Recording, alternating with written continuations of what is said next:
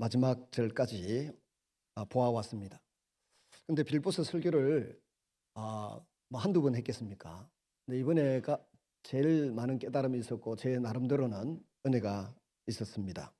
그래서 오늘 본문은 사실 두세 번으로 나누어서 해야 됩니다만은 오늘로 끝을 내고 다음 주에는 훌륭한 목사님 오셔서 은퇴 목사님, 원로 목사님 오셔서 말씀 전해주시고 12월 첫 주부터는 창세기부터 계시록까지 수번에 나누어서 뭐 한 30분 됩니까? 그 기간 동안에 수번에 나누어서 통독 설교를 하려고 합니다. 창세기 한 번, 출애굽기, 레위기 한 번, 뭐 이런 식으로 쭉 합쳐서 한 번입니다. 합쳐서 통독 통성경 노래를 따라서 말씀을 전하려고 하는데 전에 한 20년 전에 한 번 우리 교회에서 한 적이 있는데 많은 분들이 감동을 받고 또 좋았다고 합니다. 그래서 저를 위해서 기도해 주시고 또 우리 처음 나온 성도님들이 있습니다. 어려울 수 있어요. 세가족들은 어려울 수 있으니 기도해 주시면 제가 쉽게 또 그분들을 위해서 기도해 주시면 그분들도 잘 이해하고 받아들이는 그런 일이 있으리라고 생각합니다. 위해서 기도해 주시면 좋겠고요. 오늘 일부 예배 때 인사한 이 부분은 신혼부부인데 처음 남편은 교회 나왔고 부인은 조금씩 다녔던 분인데 얼마나 열심을 가지고 배우려고 하는지 모릅니다. 그래도 성경을 잘 모르시니 모르는데 세가지고 공부하고 마쳤는데 오늘 또 질문을 중요한 걸 또 하시더라고요. 또 오늘 또 일부 예배에 한 3년 교회 생활을 쉬었던 분이 오셔서 등록하셨습니다. 제가 잘 아는 친구 목사님들 교회에 다니시던 분들인데 오셔서 등록하셨는데 그런 분들은 또 어려울 수 있습니다. 그래서 부디 기도해 주시면 제가 20번에 걸쳐서 창세기에서 요한계시록까지 말씀을 잘 전할 수 있을 것이라고 생각이 됩니다. 기도 없이는 영적인 능력 없이는 아무것도 감당하기가 어렵습니다. 오늘 풍성한 열매를 위하여 사도 바울이 받았고 또 열매를 맺었다는 사실을 간증하면서 이야기를 풀어가고 있습니다. 잘 아시는 것처럼 사도 바울이 감옥에 갇혀 있는데 빌립보 교회 성도들이 이 이야기를 전해 듣고 담임 목사격인 에바브로디도에게 후원금과 필요한 것을 보내었습니다. 근데 에바브로디도가 그곳에서 병이 들었습니다. 그 소식도 전해졌고 빌립보 교회도 기도하고 바울도 기도하고 본인도 노심초사 자기가 예를 들어 뭐 천득꾸러기는 아니지만 짐이 되었구나. 바울에게도 또 빌립보 교회 성도들에게도 이런 마음으로 참 다급하고 초조했을 텐데 기도하는 가운데 치유가 되고 회복이 되어서 에바브로디도 편에 아마 이 편지를 써서 기쁜 소식이라고 전해주는 것입니다. 그러면서 이 빌립보서는 기쁨에 가득 찬 복음, 희락의 복음, 그리고 주제가 12번으로 명시적으로 기뻐하라. 주 안에서 기뻐하라. 감옥 안에 있는 내가 주님 안에 있으니까 기뻐한다. 그러니까 감옥 밖에 있는 너희들도 기뻐해라 라고 하면서 말씀을 전합니다. 그래서 빌립보서를 자세히 읽어보면 기뻐할 수밖에 없는 이유가 있습니다. 형편은 교회 안에 어려움도 있고 주도권 다툼도 있고 십자가를 믿지 않는 십자가의 원수로 행하는 사람도 있지만 그래도 긍정적인 측면을 바라보고 기뻐하고 감사하고 즐거워하는 성도들이 되라고 그렇게 권면하고 있습니다. 그 가운데 그러면 오늘 본문 같은 경우는 우리가 어떻게 살아야 풍성한 삶을 살 수 있을 것인가 고민하게 되는데요. 여러분 우리가 어떻게 삽니까? 바울은 내가 주 안에서 능력 주시는 자 안에서 모든 것을 할 수 있다 이렇게 말했습니다. 근데 현실은 병도 생기고 경제도 어렵고 관계도 때로는 힘들어지고 그렇습니다. 정말 내가 모든 것을 할 수 있는가? 할 수 있다고 생각했는데 하다 보면 여기저기 부딪히고 어려운 이야기들이 막 발생하게 됩니다. 근데 바울이 그런 상태에서 말합니다. 나는 내 능력으로 아니라 그리스도의 능력으로 모든 일을 할 수 있다. 어떻게 이 고백이 가능했습니까? 오늘 본문을 보니까 빌립보 교회 성도들의 기도와 후원으로 예수 안에서 능력 있는 삶을 살아왔고 사역을 해왔다. 이런 고백으로 기결되는 것입니다. 그러니까 내가 주 안에서 기쁘고 그러니까 같이 열매를 맺어서 너희들도 기뻐해라. 가이사의 친척까지도 그 울타리 안에 있는 가족까지도 예수 믿는 열매가 나타났지 않느냐. 그래서 내가 감옥 안에 있어도 비록 기쁘다. 옛날에 빌보 감옥 안에 있으면서 간수장과 그 가족을 구원하여 세례받게 한 것처럼 지금 로마 감옥 안에 있어도 황제의 가족들이, 그 친척들이, 그 바운더리 울타리 안에 있는 사람들이 예수 믿었으니 같이 기뻐하는 것이 마땅하지 않냐, 이런 결론을 내리면서 이야기합니다. 바로 빌보 교회 성도들, 너희들이 보낸 기도의 후원과 물질의 후원으로 이런 열매가 나타났다라고 크게 웅변하고 있는 것입니다. 근데 바울의 실상을 오늘 본문에서 볼 수 있습니다. 바울은 14절에 너희가 내 괴로움에 참여하였다, 잘하였다. 감옥에 있을 때 힘든 순간에도 바울을 잊지 않고 함께 했습니다. 이 괴로움을 어떤 관계의 괴로움으로 여기 본문은 표현하고 있는 것 같은데, 사실은 원문을 찾아보면 이 괴로움은 환난, 핍박, 고난 이런 의미로도 번역이 됩니다. 감옥에 있는 환난인지, 어떤 사람이 예수를 잘 안 믿어서 속이 상해서 겪는 환난이든지, 유대인들에게 전했는데 유대인들이 율법주의에 빠져서 잘 안 받아들이기 때문에 답답한 고통도 있었을 것입니다. 그런데 그 모든 고난, 고통 가운데 빌보 교회 성도들이 기도함으로 함께 해주었고 격려함으로 함께 해주었다, 이런 감사를 표현하고 있는 거죠. 한 선교사가 외딴 지역에서 홀로 사역하고 있었습니다. 그는 늘 나는 잊혀졌다고 생각합니다. 그때 한국의 어느 작은 시골 교회에서 짧은 편지 한 장이 왔습니다. 선교사님, 저희 교회는 시골의 작은 교회이지만 매일 선교사님을 위해서 기도하고 있습니다. 그 편지 한 장이 선교사에게는 수천만 원보다 더 큰 힘이 되었다라고 말합니다. 빌보 교회 교인들은 바울에게 바로 그런 사람들이었습니다. 함께 참여한 사람들이었습니다. 한 번이 아니라, 일회성이 아니라 부단히 계속했습니다. 15절 16절을 보시면 바울은 빌보 교회가 여러 교회들 중에 유일하게 자신을 지속적으로 도왔다는 것을 상기시킵니다. 그 마게도냐에서 너희들 외에 나에게 큰 도움을 준 교회가 없다, 이렇게 말했습니다. 근데 데살로니가에서도 너희가 한 번뿐만 아니라 두 번이나, 바울이 빌보 감옥에서 쫓겨나가지고 간수 구원하고 난 이후에 사람들이 이 지역을 좀 떠나달라고 부탁을 해서 밀려나서 간 곳이 데살로니가 지역입니다. 거기에서 교회를 세우는데 딱 3주일 있었습니다. 3주 있는 동안에 벌써 두 번이나 찾아왔다는 겁니다. 3주 있는 동안에 두 번이나 찾아와서 도와주고 기도해주고 위로해줬다는 겁니다. 3주 만에 쫓겨나가지고 베레아로 갔지 않습니까? 베레아에 갔는데 토양이 너무 좋은데 또 유대인들이 쫓아와서 핍박하니까 아테네로 갔습니다. 아테네로 갔다 그 다음에 고린도로 또 갔습니다. 그 여정에 빌보 교회 성도들이 데살로니가 교회에 있는 곳까지 이 3주 짧은 기간에도 두 번이나 찾아와서 힘을 주고 위로를 해주었다는 것입니다. 여러분, 진짜 친구는 어떤 사람입니까?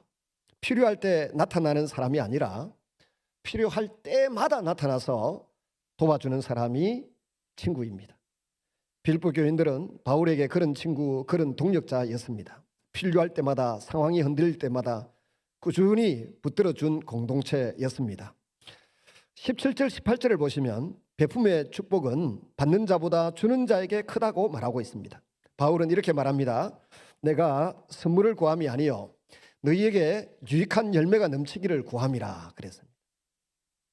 바울이 원하는 것은 돈이 아니라 풍성한 열매였습니다. 성도들이 베풀어주는 그 사랑과 그 은혜가 하나님 앞에 향기로운 제물이 되는 것을 기뻐했습니다.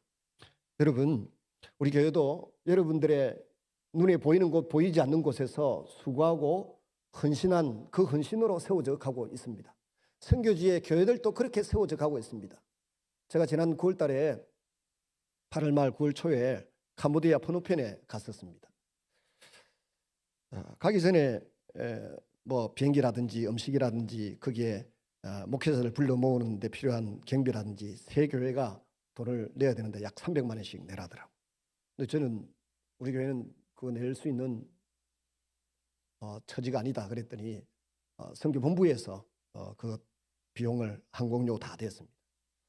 근데 이제 이 사장을 마칠 시간이 뭐 한 달밖에 안 남았는데 그 선교사님들이 8가정이 있다고 하는데 그냥 갈 수가 없어서 제가 가서 카드로 200만 원을 빌렸습니다.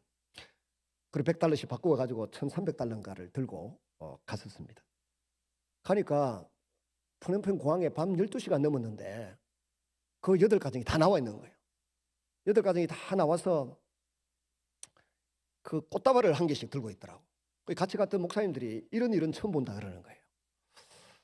보통 자기 혼자 가서 누가 마중 나와서 데리고 쓸쓸하게 들어가서 하고 혼자 나왔는데 이제 이사장이 왔다고 8가정의 선교사님 부부가 다 꽃다발 한 개씩 들고 밤 12시에 나온 거예요.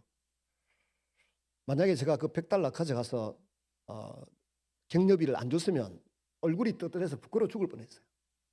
그리고 돌아왔는데 가기 전에도 그랬지만 감사하게도 우리 성도님들이 갈 때도 그렇고 돌아왔어라도 그 제가 빌려서 갔던 200만 원을 개인적으로 다 채워주셨어요. 그래서 문제없이 다 해결이 되었어요.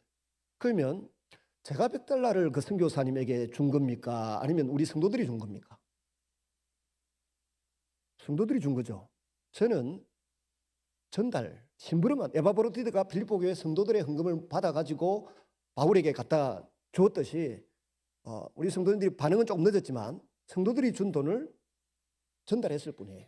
지금 그 사실에 대하여 감사하고 있습니다. 바울이.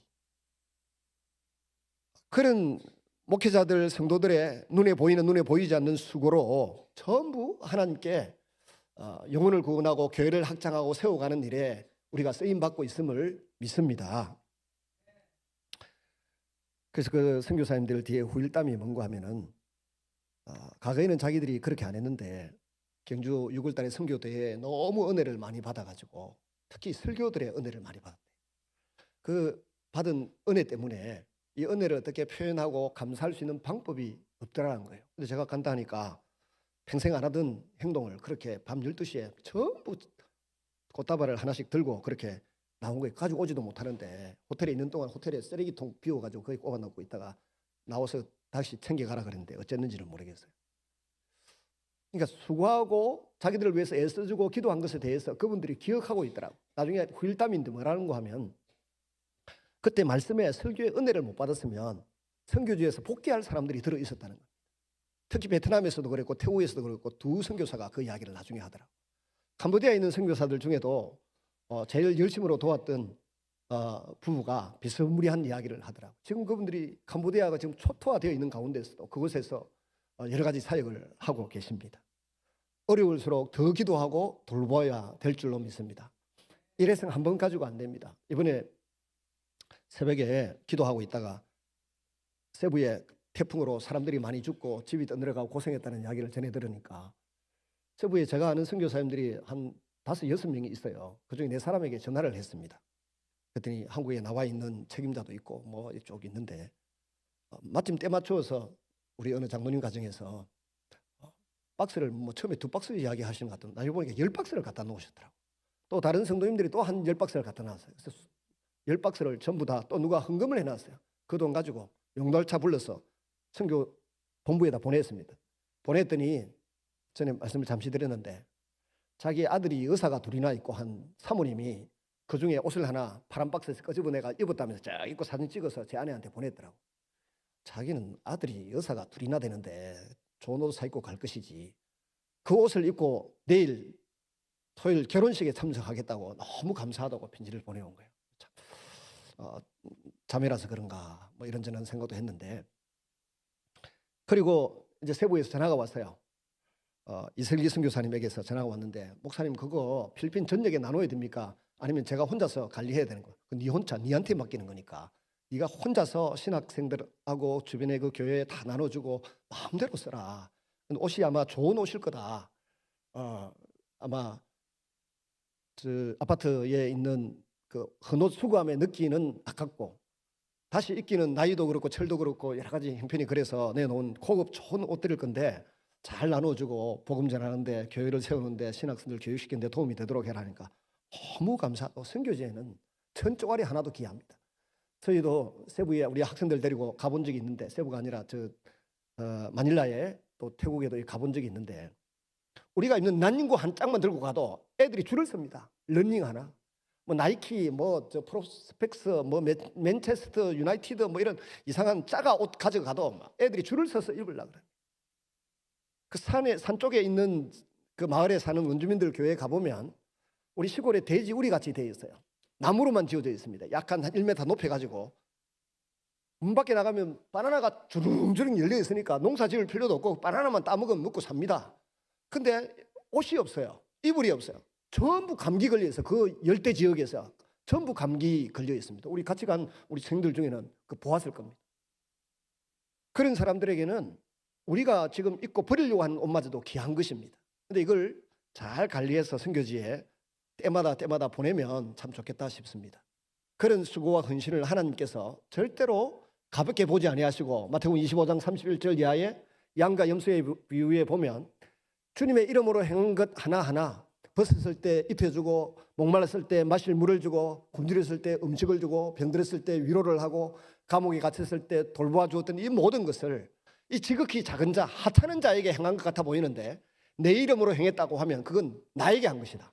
예수님 자신에게 한 것으로 보고 창세로부터 예비되어 있는 한 나라를 상속받으라 그렇게 말씀하셨다는 것입니다. 이 은혜와 이 사랑 주님의 칭찬을 받을 수 있는 성도들이 되시기를 주님의 이름으로 축원합니다.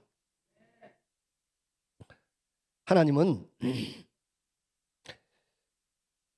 빌립보 교회 성도들을 통해서 바울만 살린 것이 아니라 바울이 만나게 되는 사람들의 영혼도 구원했고 무엇보다 빌립보 교회의 성도들 자신의 영혼이 마음이 풍성해지도록 또 성숙해지도록 하는 열매를 맺게 만들었습니다.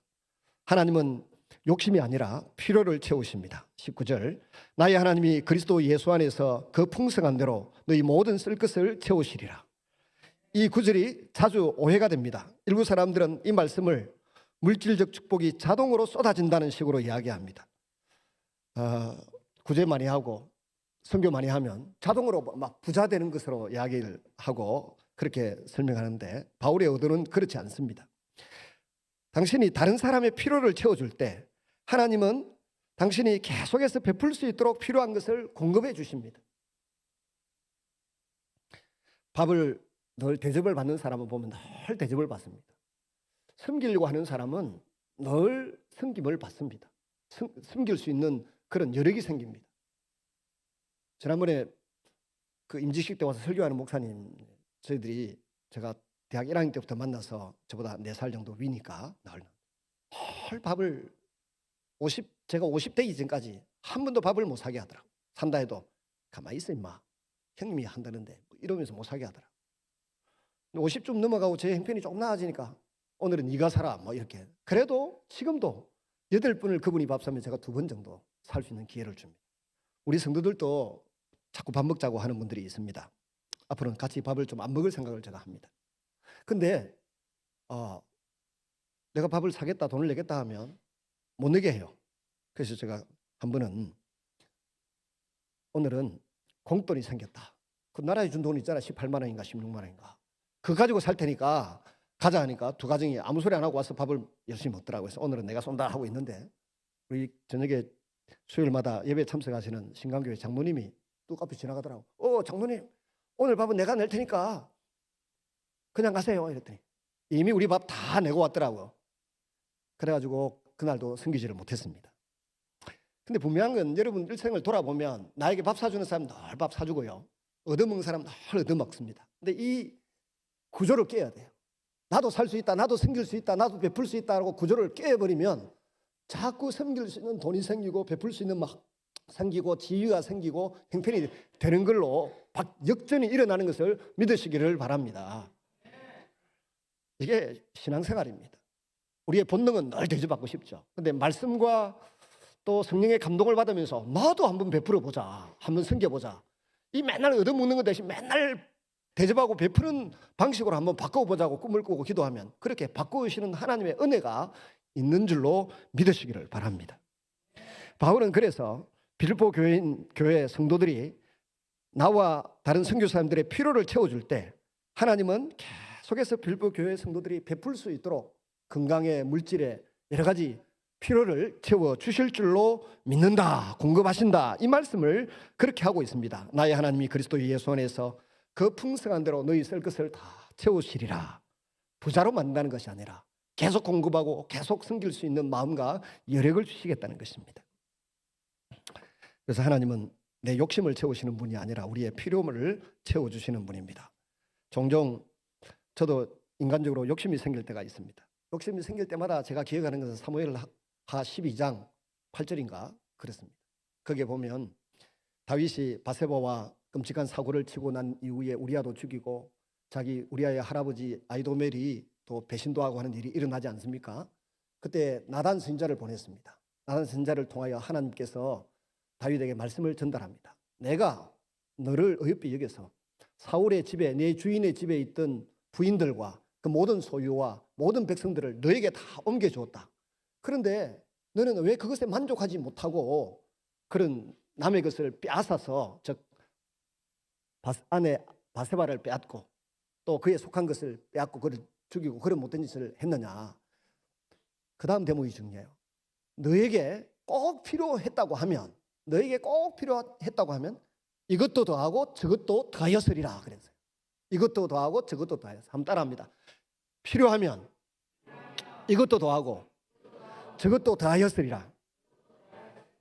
그 생각하면 모든 물욕이 모든 탐심이 조용히 사라지기 시작합니다. 하나님 필요하면 주신다는데 뭐. 그걸 믿음으로 우리는 가능하면 청결한 마음을 가지고 살고 욕심을 내려놓고 살고 그러면 생각지도 아니한 은혜가 지위와 신분과 물질의 풍요로움이 내게 임하는 줄로 믿으시면 좋겠습니다. 내가 씨앗을 뿌려야 하나님이 열매를 맺게 하시고 내가 씨앗을 뿌리면 또 뿌릴 씨앗을 그 열매를 통하여 채워주시는 것입니다. 하나님은 흘려보낼 줄 아는 사람에게 계속 공급하시고 또 공급하십니다. 멈추는 순간 공급도 멈춥니다. 서울의 신촌 세브란스 병원, 연세대학의 세브란스 병원을 기억하십시오. 세브란스 집사님이 나중에 장로님이 되었습니다만 풍요로운 집안도 아닌데 세무상가 회계상가 그랬다더라.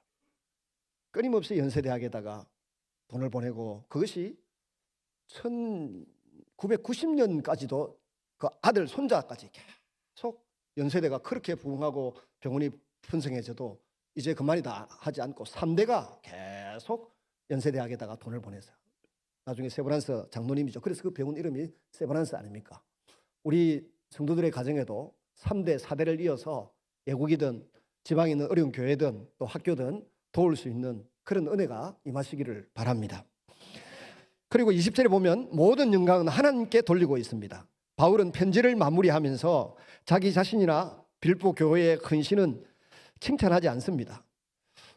우리 아버지께 영광을 돌리었지어다. 사역하는 사람, 돕는 사람, 기도하는 사람 모두 하나님께서 세우시고 사용하신 사람들입니다. 때문에 모든 영광은 오직 하나님께만 돌아갑니다. 하나님이 하셨습니다. 하나님이 주셨습니다. 로마서 11장 36절에 보시면 만물이 그로 말미암아 왔고 또 그에게로 돌아가니라. 하나님으로부터 우리에게 잠시 왔다가 때가 되면 생로병사의 비밀과 같이 우리도 하나님께로 다 돌아가게 되어 있습니다.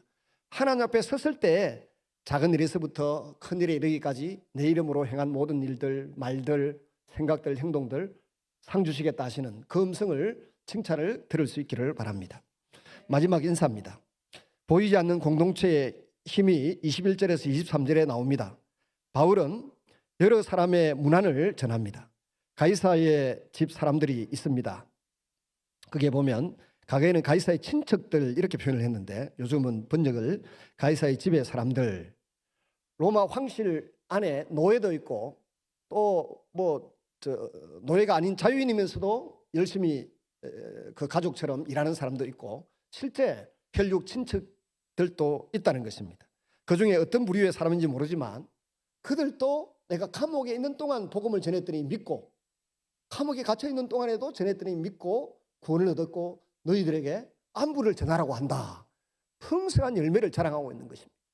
그들의 물질의 후원, 기도의 후원이 이런 열매를 맺었다라고 이야기하는 바울의 모습 얼마나 당당하겠습니까? 이번에도 보니까 총동 전도주일에 어떤 분은 10명을 모시고 갔더라고요. 제가 곰곰이 생각해 보니까 그분에게도 감사를 드립니다만은 그분을 전도한 사람은 우리 송창수 장로님이에요. 그러니까 송창수 장로님이 그날 몇 명을 앉혀놨어요. 11명 앉혀놨다. 그분은 우리 이집사님은 10명을 데리고 가서 앉혀놨지만 송 장로님이 전도해 놓으신 분 중에 한 분이 열매를 맺어서 10명을 앉혀놨어요. 또 다른 장로님들도 여러분 모시고 오신 것을 제가 보았습니다. 근데 우리의 수고가 때로는 눈에 보이지 않게 크게 열매를 맺는 것입니다. 시간이 지나고 난 뒤에 또 열매를 맺을 수 있습니다. 그런 은혜가 우리에게 일어나기를 바랍니다.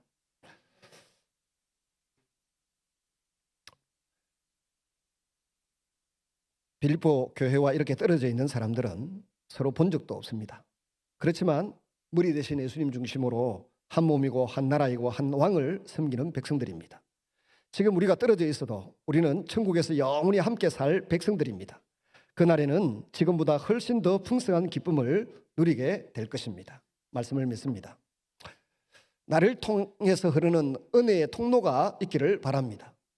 내가 은혜의 통로가 될 수 있기를 바랍니다. 사랑하는 성도 여러분, 오늘 말씀의 핵심은 단순합니다. 하나님은 혼자 일하시는 분이 아니라 성도를 사용하셔서 일하시는 분입니다. 그리고 이렇게 말씀하셨습니다. 내가 너에게 은혜를 흘려보낼 테니까 너도 다른 사람에게 흘려보내라. 그렇게 할 때 내가 내 필요를 책임지겠다. 그러면 너의 삶에도 풍성한 열매가 맺힐 것이다. 그랬습니다. 교회는 이 지상에 많습니다. 저는 학교에서 배운 대로 우리 교회 성도님 한 분이 저 부산에 부산까지는 아니고 진해 저 웅천 지나서 어디로 이사를 갔습니다. 그래서 제가 교회를 찍어서 그 세계로교회 가라 그랬더니 세계로교회 갔어요. 세계로교회 손 목사님이 제 이름을 듣고는 또 보냈다 생각하니까 저 모자라는 목사가 있나 이 생각했는가 봐. 교회를 끝까지 물고 늘어서 자기 교회 다니게 해야지 왜 우리 교회 보냈노 이래가지고 그 교회에 설교하러 가면 안 되겠나 그러더라. 그렇게 연락이 왔어요. 와서 설교하세요. 왔어요. 와서 보니까 우리 교회가 본인이 볼 때는 이게 질서도 없고 어중간한 거야.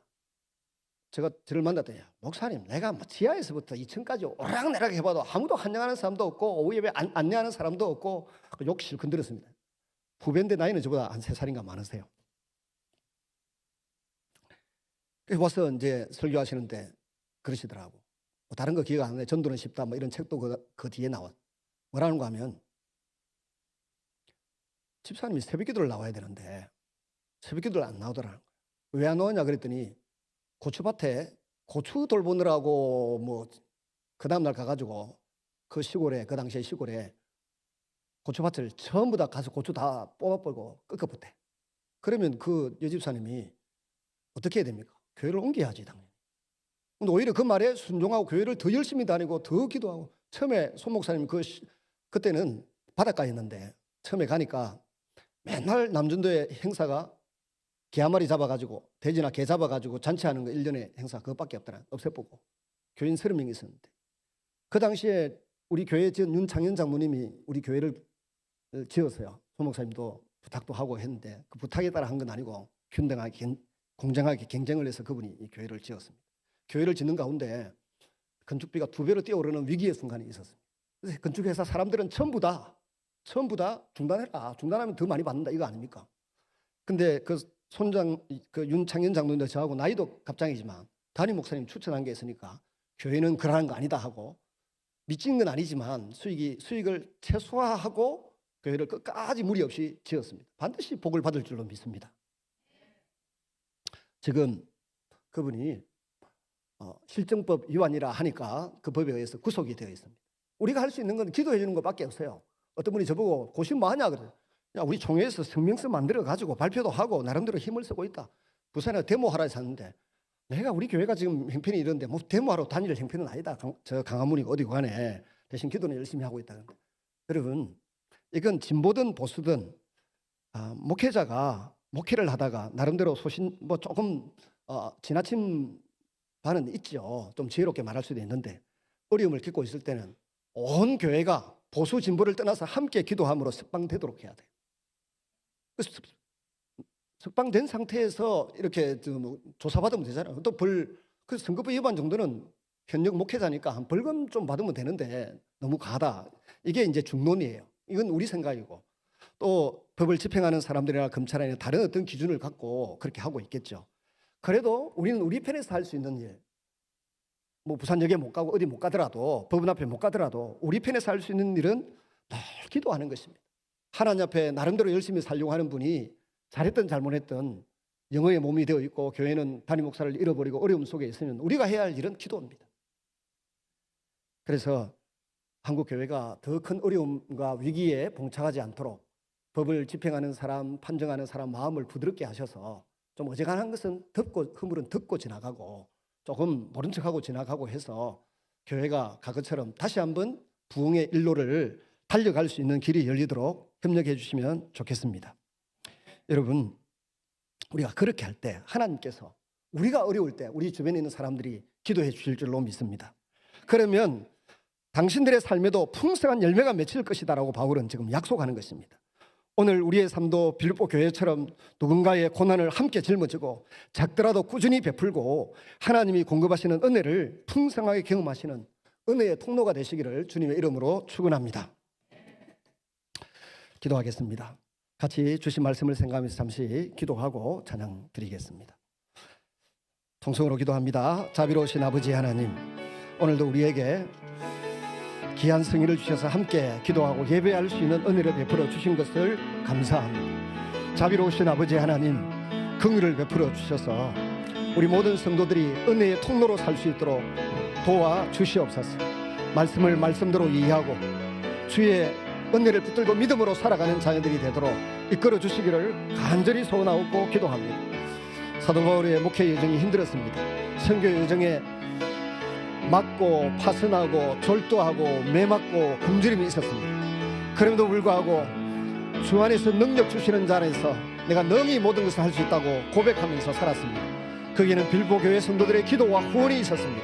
우리 교회도 그런 은혜의 줄이 끊이지 않게 하여 주시옵소서. 주의 사랑과 주의 은혜가 끊이지 않는 놀라운 역사가 일어나게 하여 주시옵소서.